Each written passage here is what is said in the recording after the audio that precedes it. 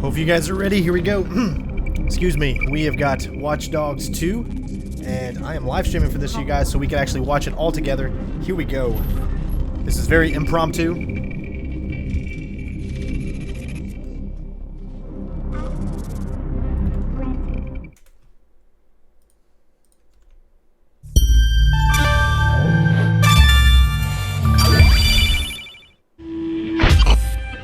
It starts with reality.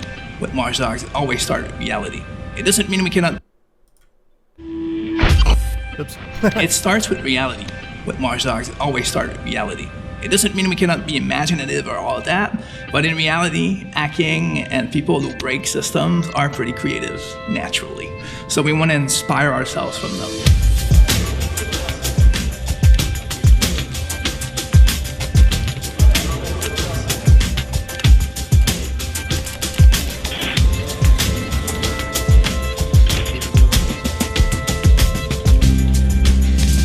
This is a big moment for us in production. Basically, all the parts of the game are colliding together for the first time. And for the past months, we've been able to play the game from beginning to end. So now we see how things are coming together, and you could almost say the game has a life of its own at this point. When you finish a game after almost 5 years, you need to sleep on it a little bit. Then afterwards, what's exciting is when you start really understanding what you tried to do with the first game, what went well, what went less good, and also what the players have said. So our San Francisco keeps all the important parts of the Bay Area. And there's a different feel, different vibe, a different look to all of the areas of our world. We wanted to kind of represent all these different areas and the different collections of people that live in these areas and what their lifestyles and their personalities are like. So we're building a game where basically it's almost a simulation. You're in that world, and if you stop moving and you look around, you feel the world is alive, right? This is the promise of what an open world game is. We broke the feeling that the world is centered on you, the player. So characters shouldn't only react to you, they should react to each other. You know, maybe people start fights. Maybe someone calls the cops on someone else than you. Maybe a dog barks after someone else and chases him down the street. You need to feel as if this city is alive, even if you do nothing. And then if you start doing things, if you start playing in the world, the city should react to what you're doing. It should feel normal. It should surprise you also in how it reacts. We were really interested in the city itself. It almost feels like the Wild West of technology. And how couldn't you set something in the Wild West of technology? It's a world that has a lot of potential for gameplay. I mean, if you're a hacker and you go in Silicon Valley and you have the head office of some of the biggest tech company in the world, what will you do? Can you hack into those places? What will you find? So it's a very intriguing setting for a hacker who's exploring the world.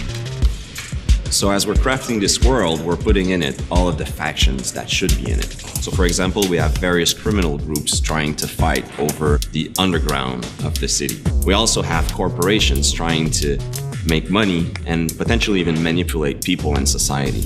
And we also have other groups of hackers trying to tap into the technology that has been set up in the city.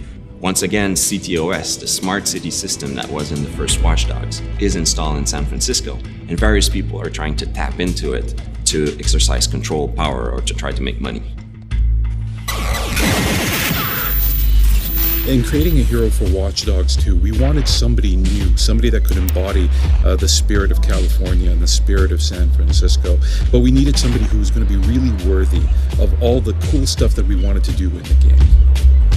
So, our hero in Watch Dogs 2 is Marcus Holloway. He's a young hacker, very brilliant in what he does because of the injustices that he's seen, both being from Oakland and also having been profiled the wrong way and being accused of a crime he actually didn't commit. That sort of made him go against the system. Marcus trailer world premiere. Here we go, guys.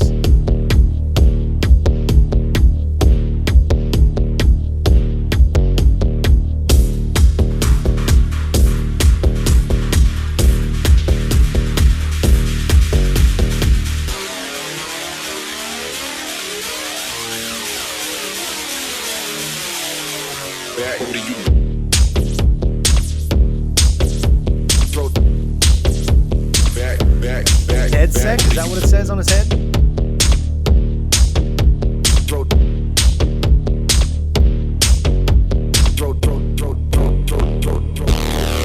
more type of parkour in the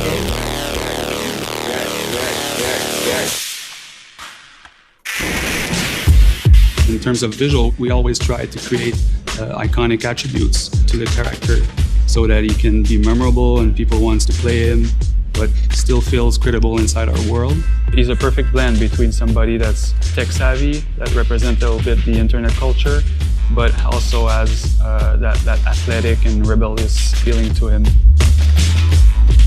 So we had to decide from the beginning what things were comparable between Aiden and Marcus and what things would be different. We focused on parkour. We wanted Marcus to be a lot better at parkour than Aiden. And we're not talking about just like climbing on things, but like being able to like flow and chain moves together. So he's a pretty good fighter, but he's got some interesting quirks too. He's a more expressive guy. We've really tried hard to figure out what kind of melee weapon Marcus would have. We tried a whole bunch of things, and some things were pretty cool, and some things just didn't work at all. We did a lot of research, and we basically did what Marcus would have done. We went onto the internet, and we started watching videos and started reading websites and trying to figure out what kind of stuff we could make. Pretty much all the stuff that you probably shouldn't search at work. In the end, what we stumbled across was this idea of taking a billiard ball and attaching it to a paracord lanyard. And we took this and we handed this to the stunt team, and the first thing that we saw was it was fast. It was so fast, like we couldn't believe how fast they were swinging this around their body. And as soon as I saw this video, I'm like, this is crazy. We got it.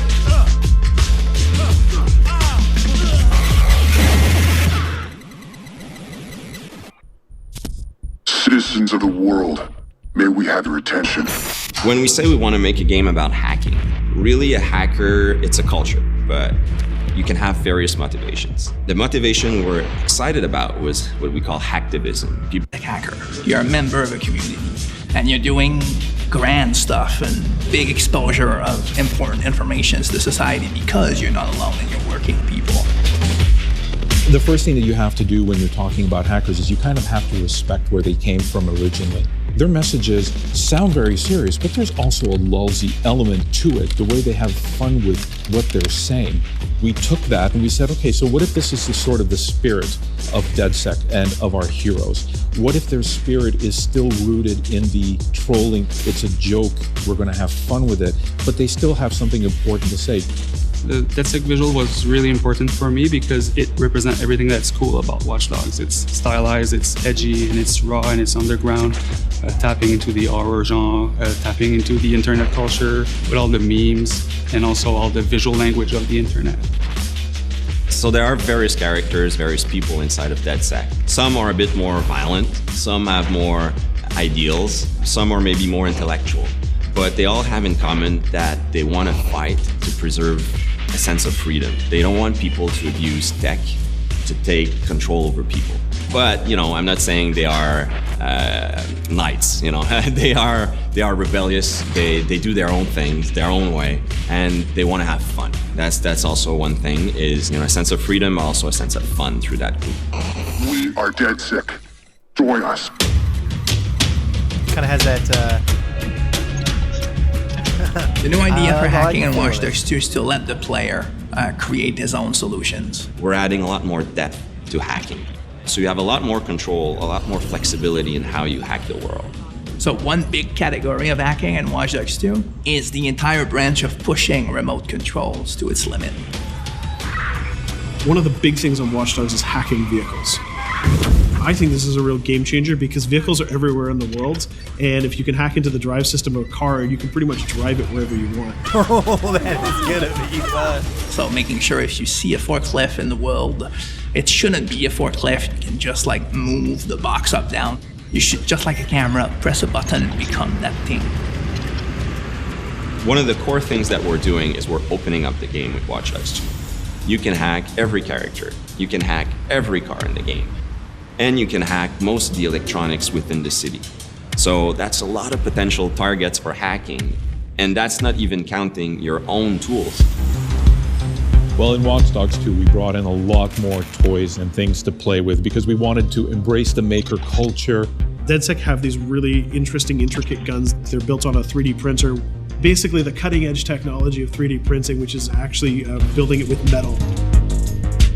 He's also got this really cool taser. Oh yeah. So if you want to play the game completely non-lethal and not actually kill anybody, you can totally do it. Yes. We're playing with a lot more Thank you, crafted Ubisoft. items and Thank a lot more of little devices that you can use. One of the things that people kind of like that we've done, they really like what we've done, is we've created toys for Marcus. He has an RC jumper. It's got little wheels, and it's even got this little robotic arm that he can sort of deploy, and he can interact with things. He can unplug things and replug them and take out screws. It's a neat little toy. And then the other gadget he's got is this quadcopter.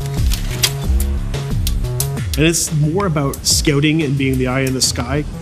First person view on it is incredible because you're just zipping through the city. It feels like you're flying. Well, you are flying.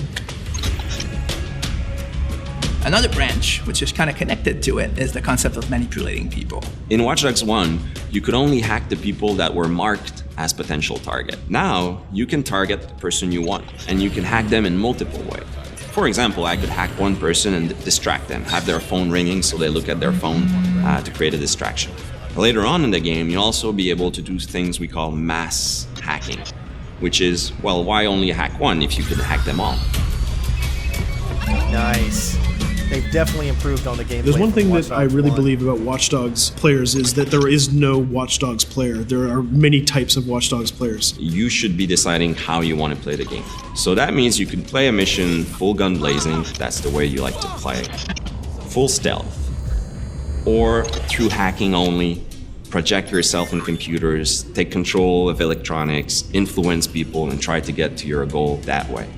We try to really support all players types across all different styles of play, and also allow players to combine and mash these styles and play together too. If you've been playing a certain way for a while, we want the game to kind of challenge you to try different things, but also not force you into playing the game a certain way. I love the setting, man. We It's gonna be work to great. improve the driving, make it more accessible while keeping all the different styles of vehicles and adding a lot of physics and feel to all the vehicles. So we keep the depth, but have more accessibility. The team is super happy with the result we've had, and I hope gamers will be just as excited. Oh man, San Francisco is gonna be so amazing. We are very excited by the potential of what we call seamless online. We start doing that in Watch Dogs 1, so we're expanding on that. We cross path with friends in the city. So you playing in single player and you're crossing path with another player who's also playing in single player. Both of you are members of DedSec, so you're friends, and you can just walk up to each other, you'll say hello, hit the button, and form a co-op team. And what we're going to be showing in the next couple of months is an example of how those things work together to create magical gameplay moments. Finally, co-op. Oh, this is gonna be great. The city of San Francisco and the whole Bay Area is exciting. It's vast. You're going to find a ton of things to do that are unique to you. Basically build your own moments. Create a situation that you start laughing at and you say, wow, this happened, and you want to share it with friends. You don't want to just be like a roller coaster or a theme park ride where I go through all the same beats as everybody else. You decide what you want to be spending your time doing. That can be multiplayer, that can be focusing on stories, That can be just exploring the world. Whichever activity you do, we're going to make sure you get rewarded to get you closer to the end game. That's kind of the promise we're making to gamers.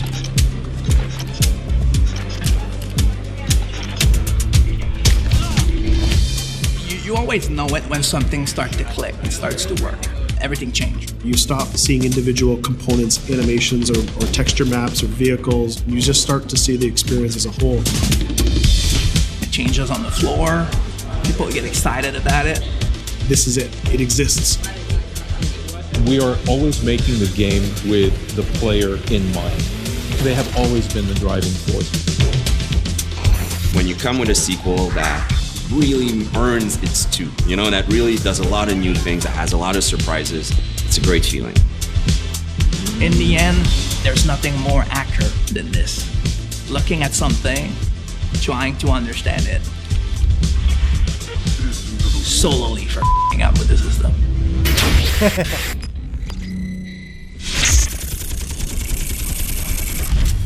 All right, November 15th, 2016.